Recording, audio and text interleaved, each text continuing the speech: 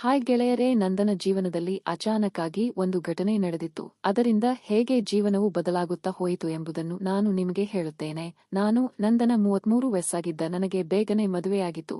ಆದರೆ ಊರಲೆಲ್ಲ ಸಾಲ ಮಾಡಿದ್ದ ನನ್ನ ಯಜಮಾನರು ಊರು ಬಿಟ್ಟು ಓಡಿ ಹೋದ ಕಾರಣ ನಾನು ಒಬ್ಬಂಟಿಯಾಗಿ ಜೀವನವನ್ನು ನಡೆಸುತ್ತಿದ್ದೆ. ಆದರೆ ಅವನ ತಂದೆ ತಾಯಿಗಳನ್ನು ಚೆನ್ನಾಗಿ ನೋಡಿಕೊಂಡಿದ್ದೆ. ಕೊನೆಗೆ ಅವರು ಕೂಡ ವಯೋಸಹಜ ಕಾಯಿಲೆಯಿಂದಾಗಿ ಹೊರಟು ಹೋದರು. ಇಷ್ಟೆಲ್ಲ ಆದಮೇಲೆ ಒಂಟಿ ಜೀವಕ್ಕೆ ಯಾರಿಲ್ಲ ಎಂಬಂತೆ ನಾನು ತವರಿಗೂ ಹೋಗದೆ ಮನೆಯಲ್ಲಿ ಇದ್ದೇ ಇರುವ ಮನೆಯಲ್ಲಿ ಯಾವುದೇ ಬಾಡಿಗೆ ಕಟ್ಟದೆ ಗಾರ್ಮೆಂಟ್ ಒಂದರಲ್ಲಿ ಕೆಲಸ ಮಾಡಿ ಜೀವನ ಬಂಡಿಯನ್ನು ಸಾಗಿಸುತ್ತಿದ್ದೆ. ಅಲ್ಲದೆ ಆಗಾಗ ಕೆಲ ಸ್ನೇಹಿತರು ಪಕ್ಕದವರು ಮಾಡುತ್ತಿದ್ದ ಸಹಾಯದಿಂದ ನನ್ನ ಜೀವನ ಆರಾಮವಾಗಿ ನಡೆದಿದ್ದರು ಸಹಿತ ನನಗೆ ಮಾತ್ರ ಒಂದು ಕೊರಗಿತ್ತು. ಅದೇನು ಎಂದರೆ ನನ್ನ ಯಜಮಾನ ನನ್ನನ್ನು ಬಿಟ್ಟು ಹೋದಮೇಲೆ ನಾನು ಒಬ್ಬಂಟಿ ಜೀವನವನ್ನು ನಡೆಸಿ ನನಗೆ ಯಾಕೋ ಬಹಳ ಬೇಜಾರಾಗಿತ್ತು. 3 ವರ್ಷದಿಂದ ಹೊಟ್ಟೆ ಹಸಿವನ್ನು ನೀಗಿಸಿಕೊಳ್ಳುತ್ತಿದ್ದೆ. ಆದರೆ ಆ ಹಸಿವನ್ನು ಹೇಗೆ ನೀಗಿಸಿಕೊಳ್ಳಲು ಆಗುತ್ತೆ ನೀವೇ ಹೇಳಿ. ಇದೆಲ್ಲ ಒಂಟಿ ಜೀವನ ನಡೆಸುವವರಿಗೆ ಆ ಕಷ್ಟ ಗೊತ್ತಿರುತ್ತೆ. ಹೀಗಾಗಿ 2 ವರ್ಷದಿಂದಲೂ ನಾನು ತರಕಾರಿ ಬಳಸುತ್ತಾ ಕೆಲವೊಮ್ಮೆ ಕೆಲಸ ಮಾಡಿ ನನ್ನ ಹಸಿವನ್ನು ನೀಗಿಸಿಕೊಳ್ಳುತ್ತಿದ್ದೆ.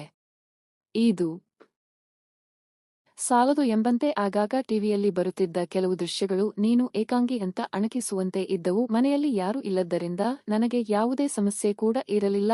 ಎಲ್ಲೆಂದರಲ್ಲಿ ಬಿದ್ದುಕೊಂಡು ಆ ಸಿನಿಮಾಗಳನ್ನು ನೋಡುತ್ತಾ ಸಂತೋಷವಾಗಿ ಕೆಲಸ ಮಾಡುತ್ತಿದ್ದೆ. ಹೀಗೆ ನನ್ನ ಏಕಾಂಗಿ ಜೀವನ ನಡೆದಾಗಲೇ ಒಂದು ಘಟನೆಯಿಂದ ಎಲ್ಲವೂ ಅದಲು ಬದಲು ಆಗಿತ್ತು. ಒಂದು ದಿನ ನಾನು ಇನ್ಸ್ಟಾಗ್ರಾಮ ನೋಡುವಾಗ ನನಗೆ ಮನಸ್ಸಿನಲ್ಲೇ ಒಂದು ಆಲೋಚನೆ ಹೊಳೆಯಿತು. ನಾನು ಯಾಕೆ ಯಾರಿಗಾದರೂ ಈ ಬಗ್ಗೆ ಕೇಳಬಾರದು. ನನ್ನ ಗಾರ್ಮೆಂಟ್ನಲ್ಲಿ ಕೆಲಸ ಮಾಡುವ ಮುನೀಶ್ ಇದ್ದಾನೆ, ಅವನಿಗೂ ಯಾರಿಲ್ಲ, ಅವಳ ಮನೆಯಾಕೆ ತೀರಿ ಹೋಗಿದ್ದಾಳೆ, ಅವನು ಕೂಡ ಒಬ್ಬಂಟಿ, ಅವನಿಗೂ ಬೇಕು ಅಂತ ಎನಿಸಿರುತ್ತೆ ಎಂದು ನನಗೆ ಯೋಚನೆ ಬಂದಿತು. ಆದರೆ ಯಾಕೋ ನನಗೆ ಭಯವಾಗಿ ಇಲ್ಲದ ಸಮಸ್ಯೆಯಿಂದ ನನ್ನ ಜೀವನ ಹಾಳಾದರೆ ಕಷ್ಟ. ಮೊದಲೇ ನಾನು ಒಬ್ಬಂಟಿ ಅಂತ ಹೆದರಿಕೊಂಡು ಸುಮ್ಮನಿದ್ದೆ. ಇನ್ನು ನನ್ನ ಜೊತೆಗೆ ಕೆಲಸ ಮಾಡುತ್ತಿದ್ದ ಹಲವಾರು ಜನರಿದ್ದರು.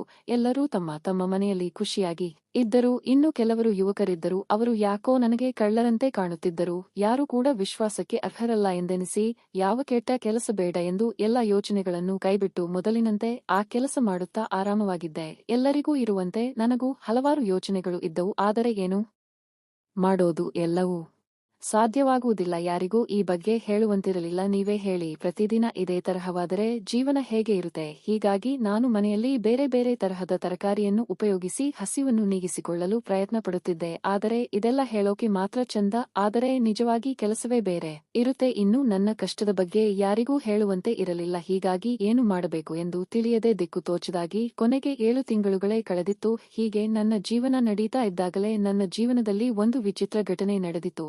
ಹೀಗೆ ಇದ್ದಾಗಲೇ ನನ್ನ ಮನೆಗೆ ನನ್ನ ದೂರದ ಸಂಬಂಧಿಯೊಬ್ಬರು ನನ್ನ ಮನೆಗೆ ಬಂದಿದ್ದರು. ಅವರು ನನಗಿಂತ 1 ವರ್ಷ ದೊಡ್ಡವರು. ಅವರು ಯಾವುದೋ ಕೋರ್ಟ್ ಕೇಸಿನ ವಿಚಾರವಾಗಿ ಸಿಟಿಗೆ ಬಂದು ಬೇರೆ ಎಲ್ಲಿಯೂ ಉಳಿದುಕೊಳ್ಳದೆ ನನ್ನ ಮನೆಗೆ ಬಂದಿದ್ದರು.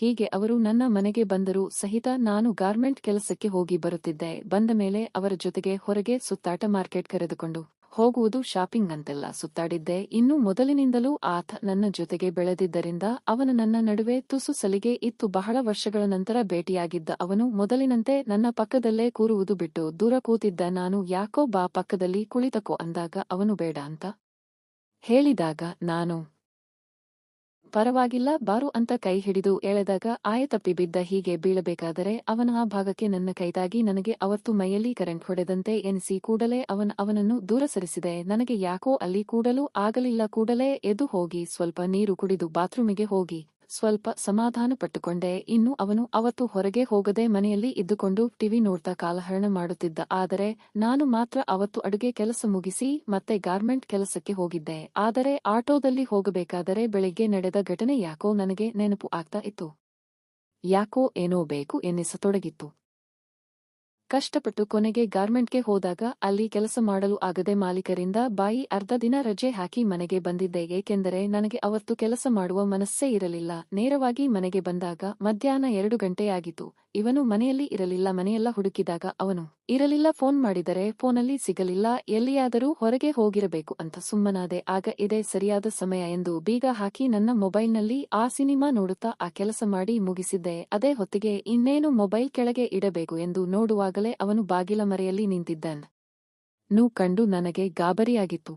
ಕೂಡಲೇ ನಾನು ಎಲ್ಲವನ್ನೂ ಸರಿ ಮಾಡಿಕೊಂಡು ಅವನಿಗೆ ಬೈಯುತ್ತಾ ಹೇಗೋ ಒಳಗೆ ಬಂದೆ. ಬಾಗಿಲು ಬಂದಾಗಿತ್ತಲ್ಲ, ಇಲ್ಲಿ ಯಾಕೆ ನಿಂತಿದ್ದೆ ಎಂದಾಗ ಅವನು ಅಯ್ಯೋ ಮೊನ್ನೆ ನೀನೇ ತಾನೇ ಮತ್ತೊಂದು ಕೀ ಕೊಟ್ಟು ಹೊರಗೆ ಹೋಗುವಾಗ ಬಂದ್ ಮಾಡಿಕೊಂಡು ಹೋಗು ಅಂತ ಹೇಳಿದೆ ಎಂದು ಹೇಳುತ್ತಾ ನನ್ನ ಬೇರೆ ರೀತಿಯಲ್ಲಿ ನೋಡುತ್ತಿದ್ದ.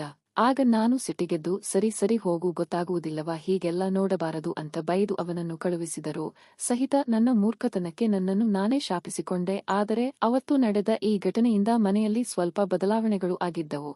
ಇದರ ಜೊತೆಗೆ ಅವನ ನಡವಳಿಕೆಯಲ್ಲಿ ಬದಲಾವಣೆಯಾಗಿತ್ತು. ಹೀಗೆ ಒಂದು ದಿನ ಅವನು ಹೊರಗೆ ಅಂಗಡಿಗೆ ಹೋದಾಗ ಅವನ ಮೊಬೈಲ್ ಅಲ್ಲಿತ್ತು. ಏನಿದೆ ಅಂತ ನೋಡಿದರೆ ನನ್ನ ಹಲವಾರು ಫೋಟೋಗಳು ಇದ್ದವು. ನಾನು ಹುಟ್ಟಿದಾಗಿನಿಂದ ಹಿಡಿದು ಇವತ್ತಿನವರೆಗಿನ ಸಾಕಷ್ಟು ಫೋಟೋಗಳು ಇದ್ದವು. ಜೊತೆಗೆ ಅವನ ಮೊಬೈಲ್ ನೋಡಿದಾಗ ಅದರಲ್ಲಿ ಕೂಡ ಆ ಸಿನಿಮಾಗಳು ಇದ್ದವು. ಆದರೆ ಅವನು ಹೊರಗೆ ಬರುವಷ್ಟರಲ್ಲಿ ನಾನು ಏನು ಮಾಡಬೇಕೆಂದು ತಿಳಿಯದೆ ಸುಮ್ಮನೆ ಇದ್ದೆ. ಅವನು ನನ್ನ ಪಕ್ಕದಲ್ಲಿ ಬಂದು ಕೂತಾಗ ಟಿವಿಯಲ್ಲಿ ಅದೇ ಹೊತ್ತಿಗೆ ಬೇರೆ ಏನೋ ದೃಶ್ಯ ಬಂದುಬಿಟ್ಟಿತ್ತು. ಕೂಡಲೇ ನಾನು ಅಲ್ಲಿಂದ ಹೊರಗೆ ಹೋಗಬೇಕು ಅಂತ ದೃಷ್ಟಿ ಬೇರೆ ಕಡೆಗೆ ಹೋದಾಗ ಮತ್ತೊಬ್ಬ ಎದ್ದು ಕುಣಿಯುತ್ತಿದ್ದ. ಇದೇನು ನನ್ನ ಕರ್ಮ ಎಂದು ಸುಮ್ಮನೆ ಅಲ್ಲಿಂದ ಹೋಗಿ ನನ್ನ ಸ್ಕೂಟಿಯನ್ನು ಗೇಟಿನಿಂದ ಹೊರಗೆ ತೆಗೆಯುವಾಗಲೇ ಗಾಡಿ ನನ್ನ ಕಾಲಿಗೆ ಬಿದ್ದಿತ್ತು. ಅವನು ಆ ಶಬ್ದ ಕೇಳಿ ಕೂಡಲೇ ಬಂದು ನನ್ನ ಹೊತ್ತುಕೊಂಡು ಬಂದು ಸೋಫಾ ಮೇಲೆ ಕೂರಿಸಿದ. ನನ್ನ ಕಾಲು ಜಾಸ್ತಿ ನೋಯುತ್ತಿದ್ದರಿಂದ ಅಲ್ಲಿದ್ದ ಮುಲಾಮು ನನ್ನ ಕಾಲಿಗೆ ಹಚ್ಚುತ್ತಿದ್ದ. ಆಗ ನಾನು ನಿಧಾನ, ತುಂಬಾ ನೋವಾಗ್ತಾ ಇದೆ, ದಯವಿಟ್ಟು ನಿಧಾನವಾಗಿ ಮುಲಾಮು ಹಚ್ಚು ಎಂದಾಗ ಅವನು ಯಾಕೋ ಬೆವರುತ್ತಿದ್ದ. ಅವನು ಕಾಲು ನೋಡದೆ ಬೇರೆ ಕಡೆಗೆ ನೋಡಲು ಯತ್ನಿಸುತ್ತಿದ್ದ. ಅವನು ಏಕೆ ಹೀಗೆ ಮಾಡ್ತಾ ಇದ್ದಾನೆ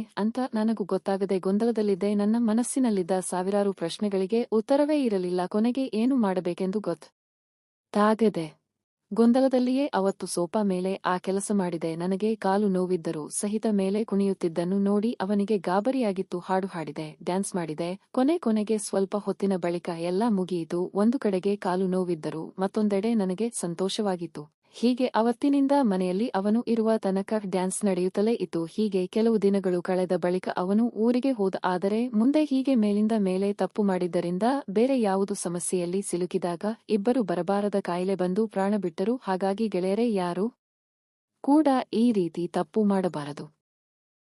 ನಿಜ ಜೀವನದಲ್ಲಿ ನಡೆಯದಂತಹ ಈ ಕಾಲ್ಪನಿಕವಾದ ಘಟನೆ, ಕಾಲ್ಪನಿಕ ಕಥೆಗಳನ್ನು ನಾವು ಅಥವಾ ಬೇರೆಯವರು ಗಂಭೀರವಾಗಿ ತೆಗೆದುಕೊಳ್ಳಬಾರದು.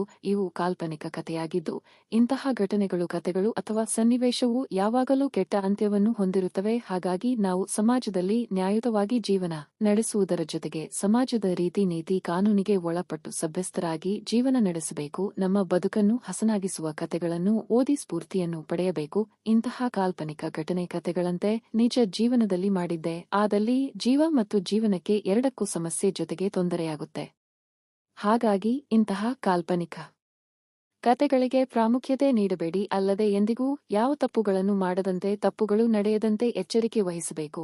ಇದು ಕೇವಲ ಕತೆ. ನಿಜ ಜೀವನದಲ್ಲಿ ನಾವು ಸದಾ ಸತ್ಯ ಮಾರ್ಗದಲ್ಲೇ ನಡೆಯಬೇಕು. ತಪ್ಪು ಕೆಲಸಗಳಿಂದ ದೂರವಿರೋಣ ಗೆಳೆಯರೇ. ಈ ಕತೆ ಇಷ್ಟವಾದರೆ ವಿಡಿಯೋಗೆ ಲೈಕ್ ಮಾಡಿ, ಚಾನೆಲ್ ಸಬ್ಸ್ಕ್ರೈಬ್ ಮಾಡಿ. ಧನ್ಯವಾದ.